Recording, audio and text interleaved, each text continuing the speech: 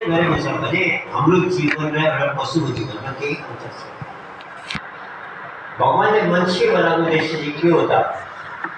त्यही जीवन बिताउन लागि बनाउनु भएको या केही विशेष कुरोको लागि? मानिसको लाइफलाई भन्छ क्राउन अफ क्रिएसन, सबभन्दा श्रेष्ठ जीवन मनुष्यको हो। किन मैले स्टडी गरेँ, हाम्रोमा के चाहिँ विशेषता छ जो पशु प्राणीमा छैन। हाम्रो जति इन्द्रियहरूको पावर छ, हेर्ने सुन्ने, यो सबै पावर हामीभन्दा बेसी पशु प्राणीमा छ। स्टडी गर्नुहोस्, पशु प्राणी बेसी छ। खानामा जे कुरोमा पनि, इन्द्रियको आनन्द लिनुमा पनि जति इन्जोय एउटा पशुले गर्छ मान्छेले गरेको हुँदैन। त हाम्रो भित्र कुन चिज स्पेसल छ र एउटा चिज हामीले पायौँ, मान्छेको दिमाग। साइन्सले प्रुभ गर्यो कि ह्युमन ब्रेन जो छ त्यसको कम्पेरिजन छैन। त्यो ब्रेनको गर्दा नि आज मानिसले सबैमाथि विजय प्राप्त गर्यो। सिंहलाई बसमा गयो, चराभन्दा छिटो उड्ने भयो, जे पनि कुरो सोध्ने हेऱ्यो एउटा ब्रेनको गर्दा। भगवानले मान्छेलाई एउटा स्पेसल ब्रेन दिएको छ। साइन्सले पनि स्वीकार गर्छ, ब्रेनको जुन त्यसको बनावट छ अति सोफिस्टिकेटेड छ। साइन्सले अहिलेसम्म त्यो ब्रेनलाई पूर्ण रूपले बुझ्न सकेको छैन। अनि त्यो ब्रेनको सहाराले विज्ञान चन्द्रमासम्म पुग्यो, समुद्रको गहराइमा पुग्यो, के गरेन विज्ञानले, त्यही एउटा ब्रेनको गर्दा। तर यो स्पेसल ब्रेन हामीले के को लागि दिएको थियो? केवल यो रचनामा तिखो हुन लागि दिएको थिएन सर। यसलाई दिने उद्देश्य अर्को पनि थियो। के थियो भन्दाखेरि जीवनलाई बुझ्ने मौका मनुष्य जीवनमा मात्रै छ। यहाँ एउटा पशु बसेको छ भने यो प्रोग्रामलाई उसले सुन्यो भने केही पनि बुझ्दैन, बुझ्ने क्षमता उसकोमा छैन। तबै हाम्रो भित्रमा अन्डरस्ट्यान्डिङ क्यापासिटी छ, कुरोलाई बुझ्ने, त्यसलाई मनन गर्ने क्यापासिटी यो ब्रेनमा छ, पशुको ब्रेनमा छैन। र त्यो क्यापासिटीलाई हामीले उपयोगमा लिएको छैनौँ। जीवन के हो, कहाँबाट आएको, कहाँ जाने हो, के को लागि आएको, के हाम्रोमा यसको प्रपर एन्सर छ, सल्युसन छ? हजुर ट्रेनमा जानुहुँदैछ, बसमा जानुहुँदैछ, छेउमा बसेको साथीले सोध्यो तपाईँ को हो, कहाँबाट आएको, कहाँ जाने हो, कोही थाहै छैन भयो भने के भन्छ? हाँसु त होइन। हामीले सोध्यो भने हामी को हो, कहाँबाट आएको, के को लागि हो, कहाँ जाने, के हाम्रो प्रोपर एन्सर छ? हामीले जे गरेको छौँ दिनभरि, के गरेको छौँ? खाएको छौँ, सुतेको छौँ, छोराछोरी बनाएको छौँ, निद्रा पुऱ्याएको छौँ, जीवनयापन गरिरहेको छ। यतिको लागि मनुष्य शरीर होइन। अनि अर्को कुरा के छ भने एक दिन संसारबाट जानुपर्छ। युधिष्ठिरलाई यही त प्रश्न गर्यो यसले, सबभन्दा अचम्म के लाग्छ तपाईँलाई, सबभन्दा आश्चर्यको चिज के छ भन्दाखेरि मैले के भन्यो, मलाई एउटै अचम्म लाग्यो, मान्छेले आफ्नो घरमा पनि मृत्यु हुन्छ, मलाई पनि ऊ पनि जान्छ, चारैतिर हेर्छ मान्छेहरू मरेको संसारबाट, म जान्छु संसारबाट भने कहिले पनि याद गर्दैन। आफ्नो मृत्युलाई म पनि एक दिन जानुपर्छ, कहाँ जाने हो, टुङ्गो मेरो के हो थाहै छैन, खोजेको पनि छैन।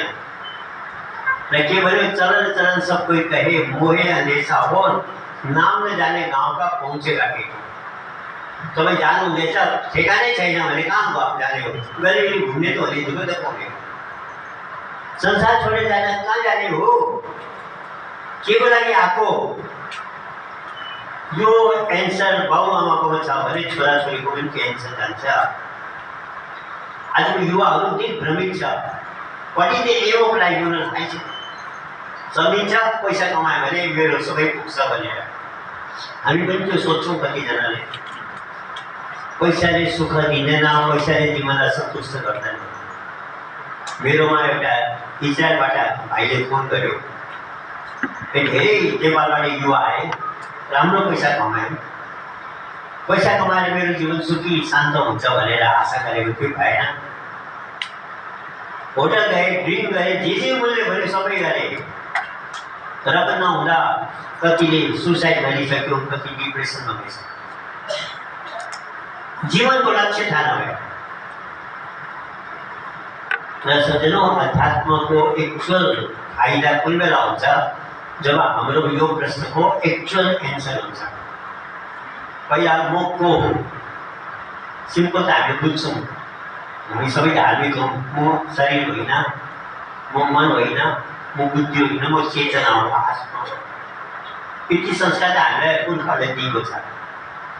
आत्मा यो शरीरमा जो छ त्यही हामी हौँ। त्यो आत्माले छोडेपछि शरीरले म बोल्दैन, यति चाहिँ हामीले याद भयो। तर यो आत्मा के को लागि आएको छ? आत्मासँग भगवानले हामीलाई मन पनि दिएको छ। यो मनको फङ्सन के हो त्यो विज्ञान हामीलाई याद छैन।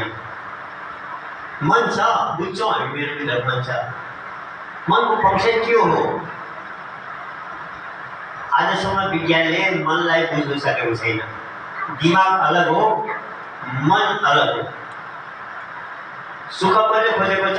शान्ति कसले खोजेको छ? बुद्धिले खोजेको छैन, आँखाले खोजेको छैन, कानले खोजेको छैन, मनले खोजेको छ।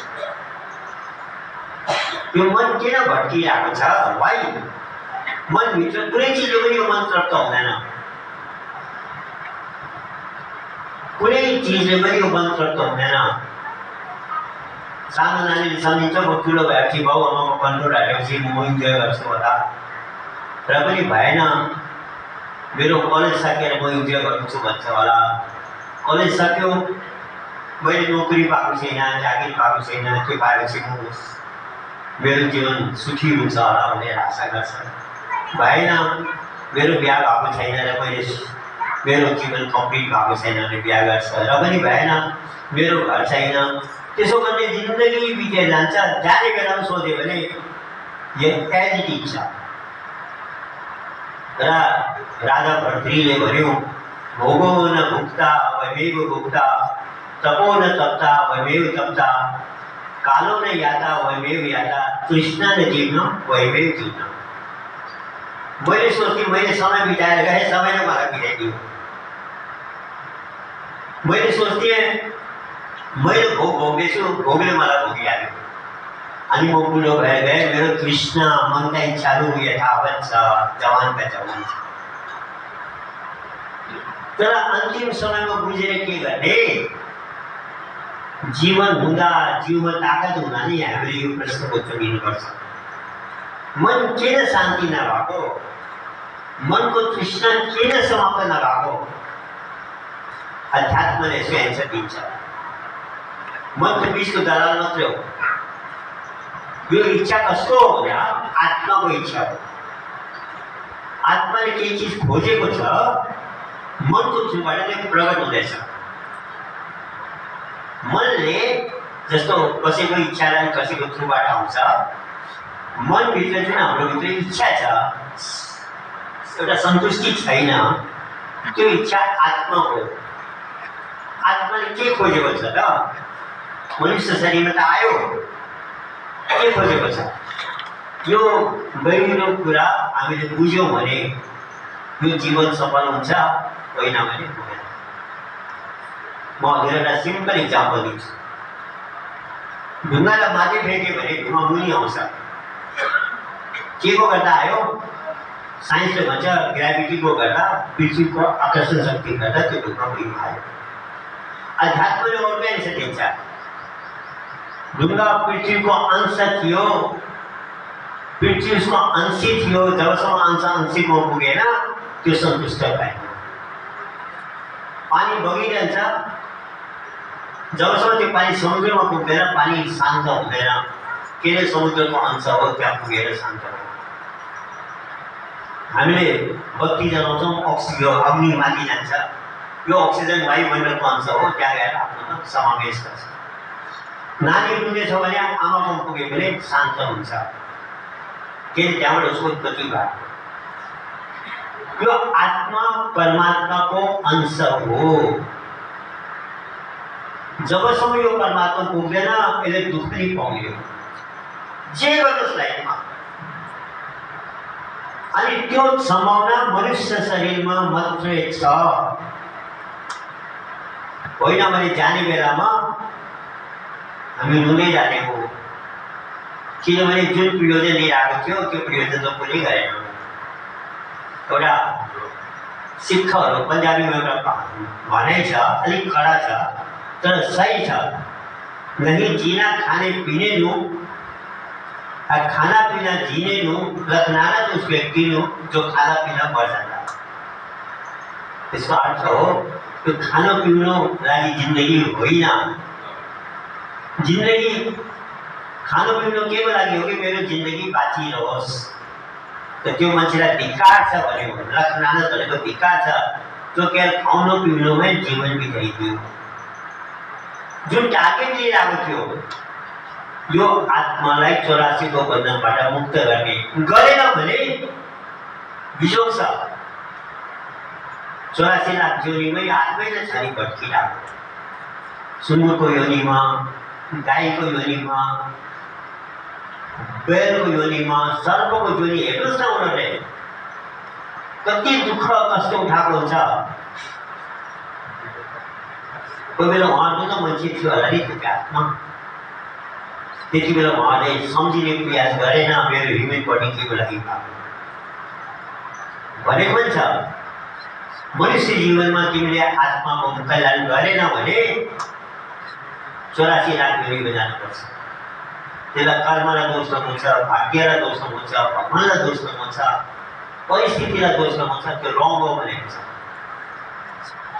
भाग्य ही काल ही कर्म ईश्वरी मिथ्या दोष लगाए जब त्यो भवसागरबाट पार हुँदैन, यो गलत दोष लगाउँछ। उसले प्रयास गरेन, बुझ्ने प्रयास गरेन। र सज्जनौं, पहिलो काम हो हामीले यो आत्मा जेको लागि आएको छ त्यसलाई सन्तुष्ट गर्ने। त्यसको उपाय के छ भन्दा मनको थ्रुबाट। यो मनले केही चाहेको छैन, मनले आत्माको छेउमा पुग्नु चाहँदैछ। मनले आत्माको अंश हो। भगवानलाई हामी बाहिर खोज्छौँ, भगवान बाहिर खोजेर केही पनि पाइँदैन, हाम्रै भित्र छ। कहाँ छ भन्दा यो बाउन्ड्री हो। जस्तो नेपालको भारतको बाउन्ड्री छ, नेपाल र चाइनाको बाउन्ड्री छ। यसको मुनि संसार हो, यसको मुनि माथि भगवानको देश हो। मन यो क्रस गर्ने बित्तिकै भगवानलाई भेटिहाल्छ। अनि आत्मा र परमात्मा एक हुन्छ। हामीले मनलाई तल घुमाएको छौँ कहिले पनि, कहिले आँखामा, कहिले कानमा, कहिले जिब्रोमा। अनि यो मन दुखी भएको कारण के हो? यसले आफ्नो ठाउँमा फर्किनु पाएको छैन। हजुर दिनभरि बाहिर घुम्नुभयो, बेलुका घरमा फर्किनु पाउनु भएन, एक हप्तासम्म फर्किनु पाउनु भएन, 15 दिनसम्म घरमा पुग्नु पाउनु भएन, कस्तो बिजोग हुन्छ। रेस्ट पाएन नि त। यो मन त्यसरी भट्किरहेको छ। र यो जीवन पाएको आत्माको परमात्माको मिलन गरेनौ भने जीवन दुःखमा जाने। आजको युवाहरू भट्किरहेको छ। कारण के हो? मनको गर्दा। हामीले मनलाई बुझेकै छैनौँ। यो मन साइन्सले पनि अहिलेसम्म मनलाई बुझ्नु पाएको छैन। What is actually mind? सब चिजको ब्रेक बनायो, मनको ब्रेक छैन। किनभने मनले के खोजेको छ हामीले बुझेकै छैन। मनले केही चाहेको छैन, रेस्ट गर्न खोजेको छ। त्यो मनलाई रेस्ट दिनु लागि योहरू ड्रग्स खान्छ, नाना किसिमको नसा गर्छ, र पनि मनले एकछिन शान्त हुन्छ, फेरि अशान्त हुन्छ। मनलाई रेस्ट दिने, मनलाई शान्त गर्ने हाम्रो भित्र एउटा स्पेसल चिज छ। त्यो हो भगवानको नाम। म यहाँलाई एउटा प्रश्न दिँदैछु, भगवानको नाम के हो त? यहाँ जति बस्नु भएको छ हाम्रो मुख्य अतिथिहरू पनि, हाम्रा अरू विशिष्ट हजुरहरू पनि, सबको एउटा नाम छ कि दुईटा नाम छ? एउटा नाम छ होइन? जुन नाम तपाईँ लिगल नेम हो। घरमा त कति नामले बोलाउला, साथीभाइहरूले कुनै नामले बोलाउला, कर्मचारीहरूले कुनै नामले बोलाउला, तर हजुरको लिगल नेम एउटा छ जुन नामले हजुरको पक्का परिचय हो। म गहिरो प्रश्न हो यो, हजुरले सिरियसली लिनुहोला। भगवानको एक्चुअल नाम के हो त लिगल नेम? के नाम? कहिले हजुरले त्यसमा विचार गर्नुभयो? त्यो भगवानको नामले मलाई ग्यारेन्टी शान्ति दिन्छ। मैले ग्यारेन्टी वर्ड युज गर्दैछु। त नाम कुन चाहिँ हो?